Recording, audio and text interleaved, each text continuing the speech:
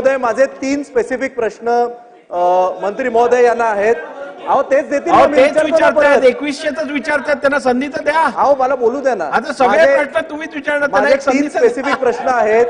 निवडणुकीच्या पूर्वी जेव्हा माझी लाडकी बहीण योजना जाहीर केली तेव्हा त्यावेळी किती लाभार्थी आपण होते? त्यानंतर निवडणुकीच्या नंतर जेव्हा सगळे निकष लावण्यात आले, घरात गाडी असेल, दुसरी योजना मिळत असेल, त्यामुळे एक्झॅक्ट आकडा किती आहे, किती लाडक्या बहिणींना अपात्र करण्यात आलं, ज्यांना आधी योजनेचा लाभ मिळत होता आता मिळत नाहीये? आणि तिसरा स्पेसिफिक प्रश्न, सरकारने सांगितल्याप्रमाणे महायुतीच्या वचननामात असल्याप्रमाणे मंत्री महोदयांनी कृपया आम्हाला सांगावं की लाडक्या बहीण योजनेचे 2100 रुपये आपण देणार की नाही? Yes or no? अध्यक्ष महोदय, आपल्या माध्यमातून मला सभागृहाला त्या ठिकाणी नमूद करायचंय की ऑक्टोबर 2024 मध्ये ज्या वेळेला आचारसंहितेच्या आधी